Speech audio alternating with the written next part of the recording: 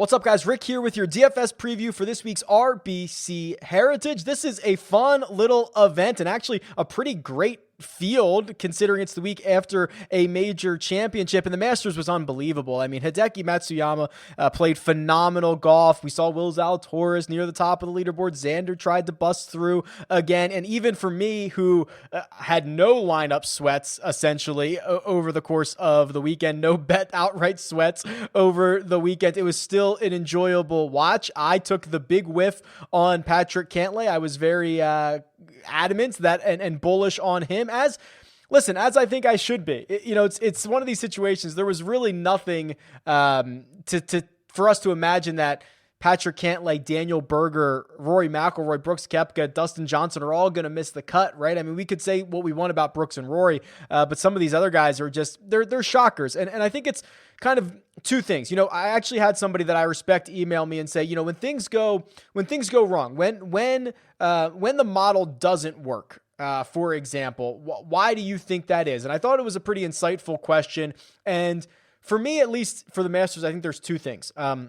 One, the margins at Augusta National are very, very small. We saw that all week long. If you are just a little bit off, 12 inches in one direction or another, you could be close. You could be next to the pin, or you could be rolling 30 yards back into the fairway. And those margins are very, very small. So when they start to add up, it becomes troublesome. And the other thing is, listen, golf happens. Golf happens sometimes. And for the most volatile sport that we have, think about it. If you hit every single one of your approach shots to 8 feet, you are the best approach player on the planet. By far, it's not even close.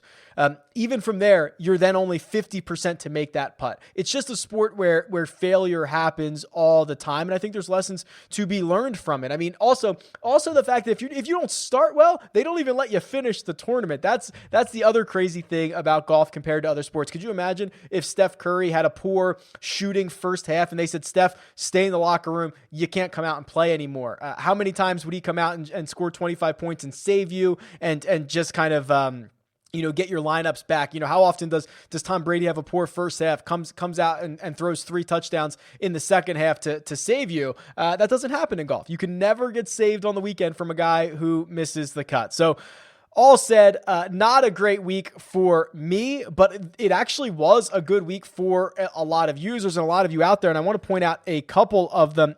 Kevin sent me an email. He finished second in the $33 dog leg. He ended up winning over $2,000. And the sentence that he said that was noteworthy for me was, he said, "Thanks for all the data to allow us to make informed decisions." And that right there is my goal, right? To present you with the data, the information, and then you can make the most out of it for yourselves and do what you are comfortable with. And then here's a big boy. Dr. Mick Goodbody goes out and wins $115,000 at the Masters. $100,000 of it came from that $200 single entry on DraftKings, which I absolutely love.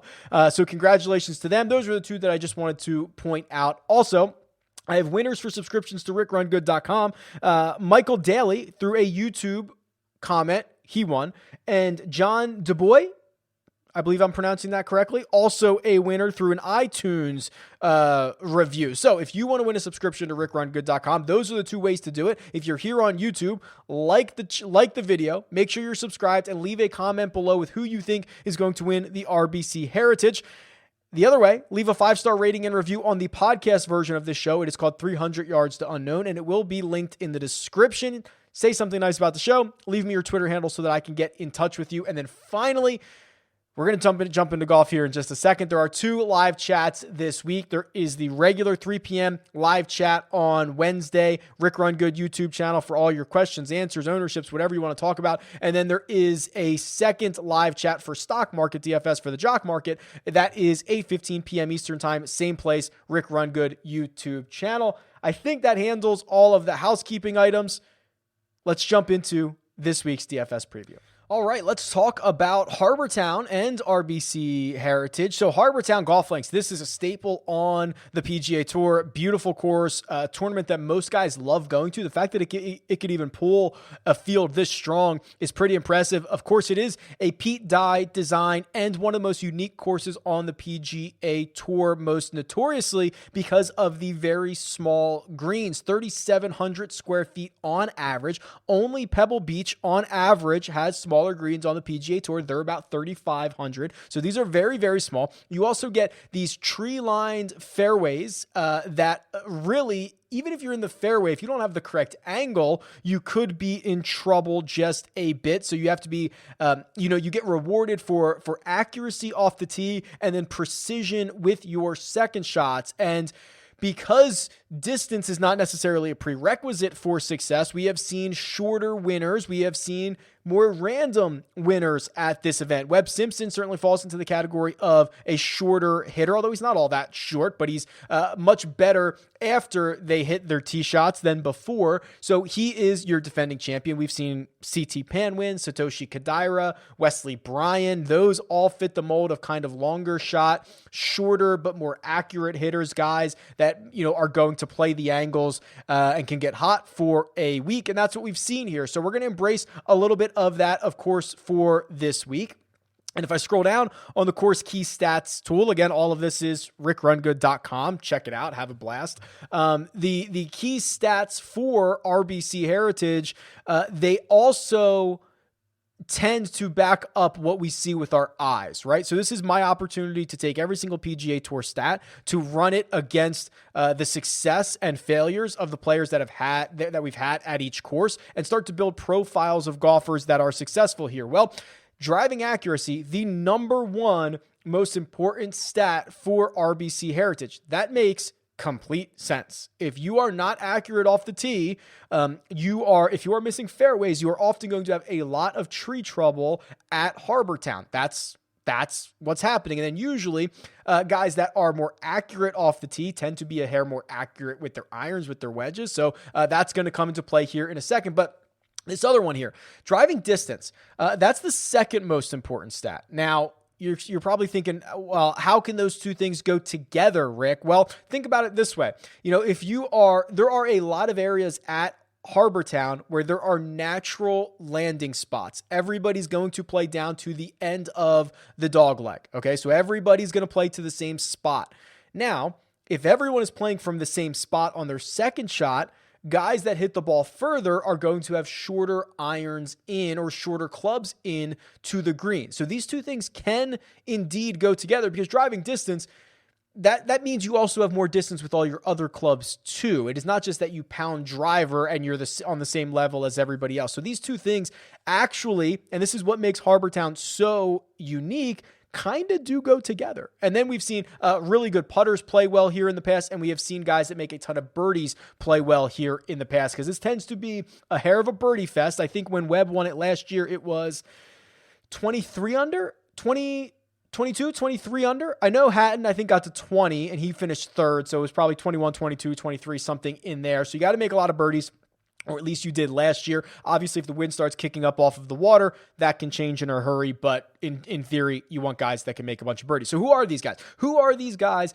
that drive the ball straight, drive it long? Well, let's start with fairway percentage. That would be driving accuracy. I have the last 50 rounds loaded in here. You can certainly do whatever you want. Brendan Todd is number one. Brendan Todd in his last 50 rounds is hitting nearly 75% of his fairways. The other thing that Brendan Todd has going for him, he is a very good putter. In fact, one of the best putters in this field over the same time frame. So he has just checked two of our three boxes right here at the start of the show. We've got Brendan Todd at $7,300. That's going to be interesting. Brian Stewart is second. Ryan Armour is third. Sungjae Im is fourth. And Jim Furyk is fifth. Also, I'm going to jump down one more here. Colin Morikawa, 10,500. He is sixth. He's one of our big boys. He hits an absolute ton of fairways. So what I like about this graph here and with the color formatting that I have, it's easy to kind of find guys that that fit two of the things together. So I've got this sorted by fairway percentage, but you can see the guys that hit it long, are in green here. So Sung J M, the longest of the more accurate guys. Colin Morikawa falls into that category as well. Brandon Todd, very, very accurate, one of the shorter hitters. So I like to be able to just kind of look across and find guys that are also good putters. Kevin Kisner is a good putter and a guy who hits a lot of fairways. Sung J M, Ryan Armour fit that mold as well. And then if we sort by driving distance, we can look at this the other way. Find me guys that hit it far and then hit more fairways than their peers. Well, the answer to that is Paul Casey. He's probably 20th or so in driving distance, but of those top 20, he is the best in finding fairways. We're going to talk more about Paul Casey in a second, but I do like the way that this table is set up because it allows you to easily identify these things. And then if we go to strokes gained putting, which is one of the other top categories, here's Matthew Fitzpatrick, Mackenzie Hughes, Brendan Todd again, Kevin Kisner, JT Poston. They're your top 5. Webb Simpson sneaks into the 6th spot as well. There you can look across and see, okay, Brendan Todd, Kevin Kisner, they hit a ton of fairways. Matt Fitzpatrick hits enough of them. Mackenzie Hughes sprays it. That would be a little bit concerning for me. So these are all things to take into account for this week. And if you want to dive into any of these stats more in depth, you can click any of the PGA Tour stats for the players in this field, see what their rank is. So for example, there is a really interesting stat that I've referenced before, and I want to see if I can find it. I believe it is called... Oh, it's not an official stat. It's not from the feed. I thought it was a good one. Okay, so there's what I'm showing you is from the feed here, from the PGA Tour feed that allows me to tap into all these stats. I guess it's not an official part of the feed, but there is a stat called good drive percentage, which means how often did you hit the fairway or how often did you hit the green or fringe in regulation? It essentially means you're putting yourself in a good spot. This is the time I would want to use that stat, or you could always look at kind of distance from edge of fairway. That is generally speaking, maybe more in line with what the golfer's target might have been. There's kind of different ways to interpret this, but I do like good drive percentage. That's a stat that you can find on the PGA Tour's website. I think it's a pretty interesting one, especially for this week. So let's look at the cheat sheet for this week. And this is a pretty stacked field. We've got, 6 golfers over $10,000. Bryson DeChambeau withdrew on Monday, and he withdrew before the pricing came out. So we don't have that issue that we have seen in the last couple of weeks. And it's led by Dustin Johnson at $11,600. Patrick Cantlay, Webb Simpson, Colin Morikawa, Cam Smith making an appearance. Cam Smith, $10,200. I'm going to look this up in a second. That might be the most expensive he's ever been. We'll have to figure out if that's warranted. That was a big surprise for me, especially considering Daniel Berger is below and Will Zalatoris is $9,700. Cam Smith, massive price at RBC Heritage. We're going to have to talk about that. What do we do with these guys at the top? The two big boys, DJ and Patrick Cantlay, both missed the cut at the Masters, both very disappointing. Patrick Cantlay, to me, and trust me, I watched nearly I did see every single shot he hit, was terrible.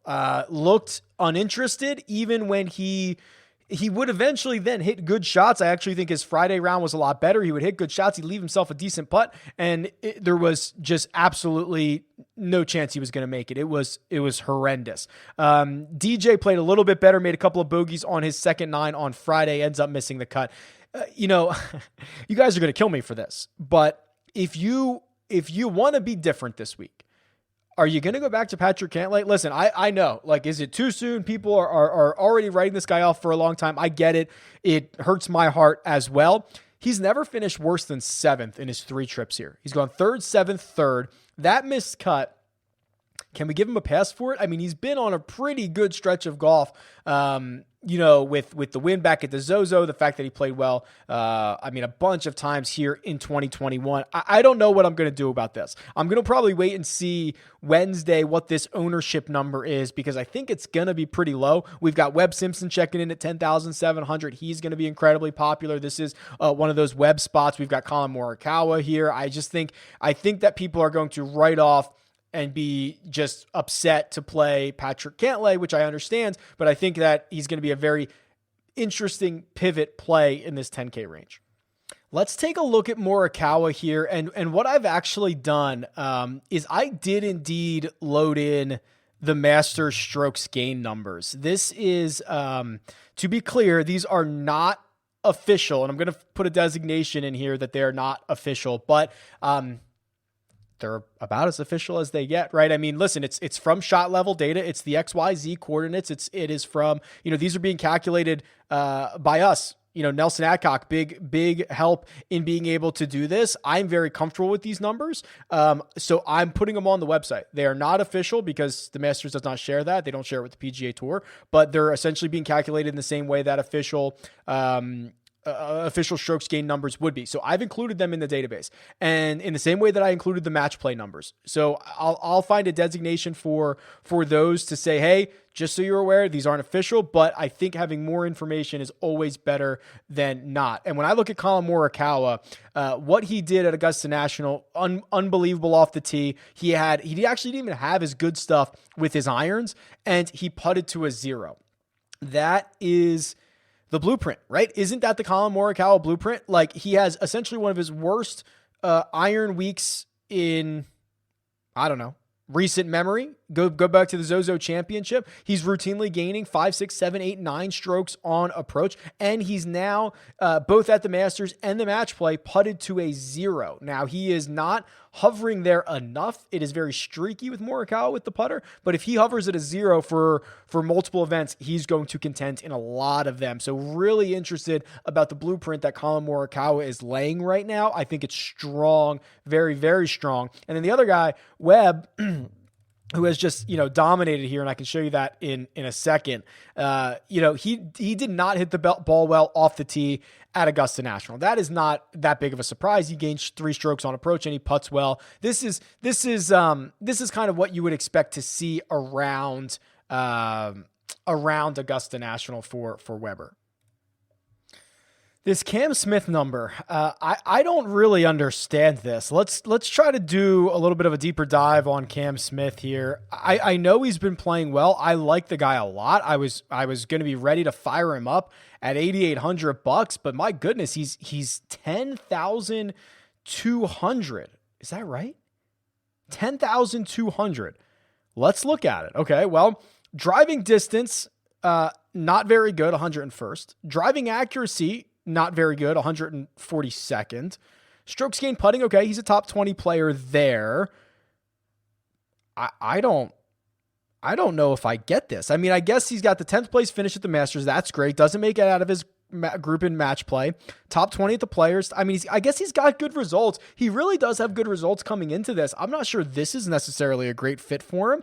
And even if it is, I don't think I can pay $10,200 for Cameron Smith here. He's missed the cut in each of his last 2 trips. The 2 before that, he went 32nd and 29. I don't think this is a good fit for him. And I'm just shocked at the number. How is he 10-2 and Paul Casey's 9-2? I'm genuinely surprised. Very much so about that number. Will Zalatoris, $9,700. Is there anything this kid can't do? The answer is seemingly no. A runner-up finish at the Masters. He's unbelievable. Do I have slight concerns for him this week? Kinda, yeah. I mean, Harbortown is such a unique golf course that I think we really do need to lean into like what is a good course fit and what is not a good course fit. The problem I have with Will is he's not accurate off the tee, 161st on tour. Makes up a lot of his off the tee stuff with driving distance, which helps. If you're missing fairways here, you're just kind of dead, which worries me. And then he's not a very good putter outside the top 100 in strokes gained putting. We know how important those 2 things are. Again, I'll say it again. There has not been a place where Will Zalatoris has not shown up and played well. And I said, if he does it at Augusta, oh my God, because of the experience that you need, he does it there. I'll say the same thing. If he does it here, I'd be very surprised. I love this kid. I'm so bullish on him. I hope he wins 5 times this year. The metrics don't really indicate that this would be a good spot for him, but he has defied all metrics up to this point. He's been absolutely phenomenal. All right. Hatton, we're getting now down to the range. The bottom of the 9K, I absolutely love. You know, you get Terrell Hatton here. He's 9,500. The fact that he even finished 18th at the Masters is a great sign. That is a place that has given him so much trouble over the years. That was his best result, and he did it on Sunday, which is always good stuff. Now he's coming back to Hilton Head, where, remember, he finished third last year and was even par after the first round, which is, yeah, I mean, you got to make birdies. You had to make birdies here last year. So he shoots even par in the first round and 20 under over his final 3 holes. Definitely a guy who can get it going and have a lot of good vibes around here. I really like Hatton this week. Seeing what I saw at Augusta National, that place has been his kryptonite, and then doing it here. Paul Casey, we have to talk about Paul Casey, 9,200. Again, I was all in on Paul Casey last week, and he played okay, right? He ends up finishing, I think, inside the top 25. Yeah, 26, because he goes out there and shoots one of the lowest rounds of the day on Sunday, a Sunday 69. And, you know, I was showing you earlier, Paul Casey's ability to not only hit a ton of fairways, but also hit it far is a pretty deadly combination around Harbor Town. The thing about Paul Casey is the putting, and we have to look at his round by round numbers from last week. All right, so here they are.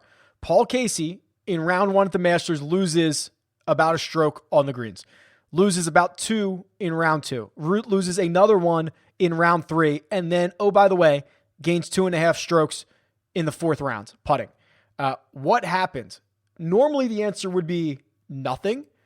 The answer is actually he went left hand low.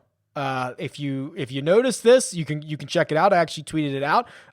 When he gets onto the first green, he goes left hand low on Sunday and rolls in a 7-footer for birdie, and he putted well all day long. Now, these guys are weird. They tinker all the time.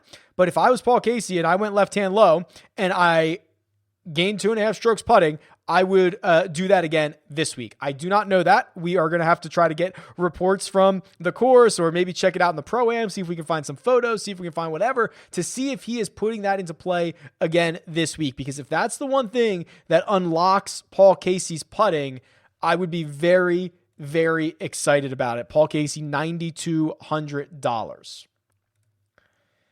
Matt Fitzpatrick, $9,100, played well again last week. He's got a couple of top 15s here in the last 3 years. I'm cool with him at $9,100. I think it's a very fair price. I think I'm a buyer there. Abraham Answer will likely be the chalk of the week. He's just been piling up top 25s. He finished runner-up here last year. He's only $8,900. That is going to be a guy you're going to see in a lot of builds for this week, and I think it's warranted. Let's do a deeper dive into Tommy Fleetwood, because we haven't done one of those in a while, and Fleetwood has been, he's been making aces, so of course he's been popping up everywhere, and he had struggled to start 2021 coming over here. His numbers weren't all that great. Let's see where he's at now. Yeah, and he's starting to look a bit like vintage Tommy. Now 6 straight events, gaining strokes on approach. He hit it well at the Masters. Unfortunately, did not putt well, which is kind of the story for Tommy Fleetwood. Also didn't hit his driver all that well. So trying to put it together with the irons, trying to figure out, or not trying to put it together with the irons. Those are perfect. Trying to put it together with the rest of his game. Let's see, who else do we have down here? This is kind of an ugly spot for me. Guys like Brian Harmon, I think it's fine. I'm not super excited about Sergio Garcia. Understandable. Finished 5th here last year. He's been playing well. Missed the cut at the Masters. I'm not super excited to play any of these guys until maybe Matt Kuchar, which is not a name that I generally talk about, but he's been playing a lot better. When you get, the history around here is incredible, right? So if we go to his more history and we go to and just look at all of the top 10s, I'm pretty sure he hasn't missed. He's made something crazy, like, I don't want to say the wrong number, probably 16 consecutive cuts. I think that's right. Just something absolutely bonkers. He won here in 2014. He's been piling up top 10s since he's been coming to Hilton Head. So Kuchar at 8,000 and Kevin Na at 8,100, I think are interesting as well. Kevin Na, he's doing a good thing right now. Let me show you. Here's his golfer profile page, and you can see, even though he's losing strokes off the tee this year, it's actually the best he's been since 2016, which is kind of crazy. The short game is always where he kind of works that magic, and he's very, very streaky at times, but he hits a ton of fairways. He ranks 21st on the PGA Tour in driving accuracy. He's not very long off the tee. That's not necessarily terrible here. The putting numbers have been bad, which is kind of shocking because you'd expect Kevin Na to be better. But the thing that's hard to kind of parse out in the stats is, I mean, he's basically a dead zero in the calendar year of 2021, but it's very streaky. He will gain 3, he will lose 7, he'll gain 5. I mean, it's volatility. It's not like he's going out and he's an average putter every single week. So if you want to embrace that volatility, if you want a guy that kind of fits the mold for the type of golfers who can win at Harbor Town, Kevin Na certainly, I think, fits that mold for type of golfer.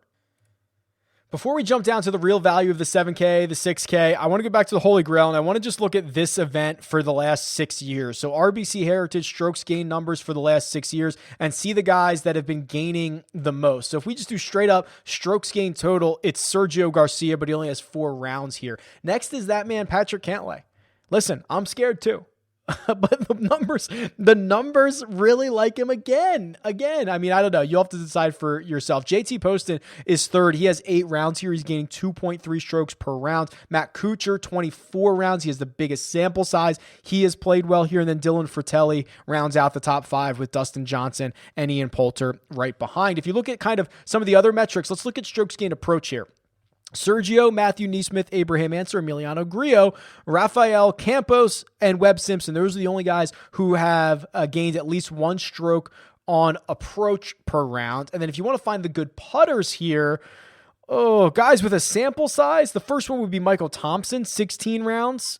Gaining nearly a stroke per round on the greens. Brian Harmon's been phenomenal in 20 rounds. We do have some guys like Bo Hostler, Patrick Rogers, Christian Bezadenhout, who, Harry Higgs, they have smaller sample sizes. They are playing, they're up here as well. And then finally, if you want to do the architect crossover, you want to do Pete Dye. Let's do a little Pete Dye action. He's got a lot of courses out there on the PGA Tour. We can load this field in.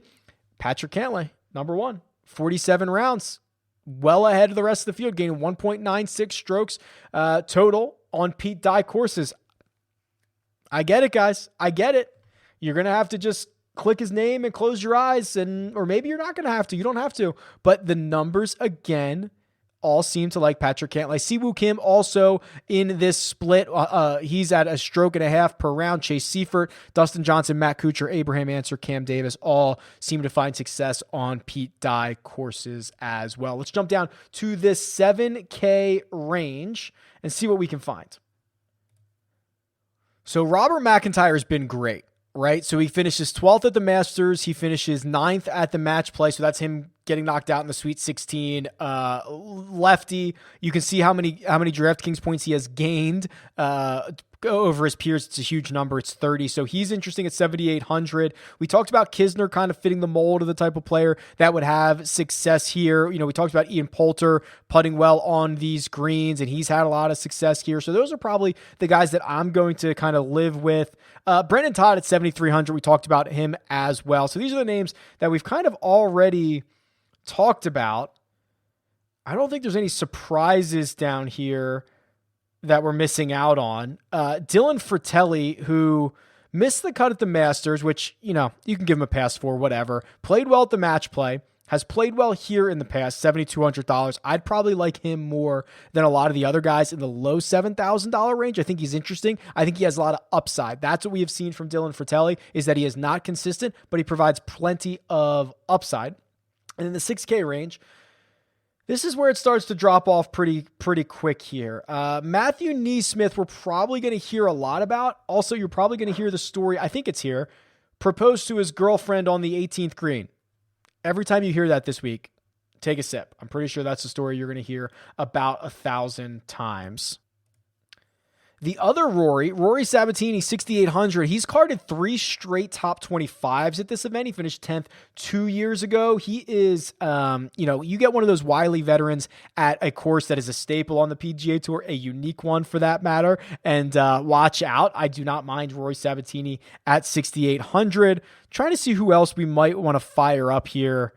That's pretty much it. I love that 9K range so much. For me this week, I'm probably living on a balanced build. Maybe I'll just avoid, the Cam Smith at 10,200. I assume Webb is going to be pretty chalky at his, 10,007. Maybe if I could get Morikawa into a lineup, maybe that's where I'd want to start. So we'll see, but I don't love much down here in this $6,500 range or lower. Yeah, I'm looking for something. I don't see it. Let's run the model and see if we can find something there. All right, so here we are. Let's do, I like to do, either 50 rounds or I kind of like to do a little bit more recent. So let's do, for me, let's do January 1st, 2021. I like that. I think that's a good time frame. We're starting to get a lot of results for that, and then we'll do it up to today, 4/12. And for me, this is not really a model that I build a lot. This is kind of the antithesis of what I build, driving accuracy, being such a big player. So let's do a big number on accuracy. Let's do 35. Let's do 20 on accuracy, or I'm sorry, 20 on distance, because I understand the importance of it, but you do not need it. It is not a prerequisite for success. Stroke gain putting, again, not something that I usually weigh a lot. Let's throw 25 on it this week. I mean, this really is much different than anything that we see before. And then let's do 10. Let's do 10 on approach, and then 10 on birdie or better. And let's round it out like that. And we'll sort by value and see, oh boy, Daniel Berger, my number one golfer using those weights. So Daniel Berger is $10,000. He's my number one golfer. Paul Casey is my number 2 golfer. Sungjae Im is number 3. Interesting. Sungjae has not hit his approach as well. You can see that. You can see it right here in the model. The thing with, and this was one of the things I got right last week, was that Sungjae Im would struggle at Augusta National, because if you're just a little bit off, you're big trouble. I like him a little bit more this week. I don't know if I'm super excited to jump back in. Then you get Webb Simpson, Patrick Cantlay, and then a host of guys. I mean, this is the mold of golfers right here. Kisner, Harmon, Morikawa, Henley. Like that's exactly right. So these are the guys that I'm going to focus a bit on. I'll do a deeper dive into Sungjae. That's a guy who I love generally, but this might be a more difficult spot for him. I also want to look into Stuart Sink. He pops up here as one of the better values, $6,700. We'll take a peek at what Stuart Sink has been up to. So that's the way that I'm going to treat this model for this week. But as always, much appreciate you guys for tuning in and all the support. This is a fun little week. I think it's going to be a good one. Tweet me at Rick Rungood or leave a comment below. Best of luck, and I'll talk to you guys soon.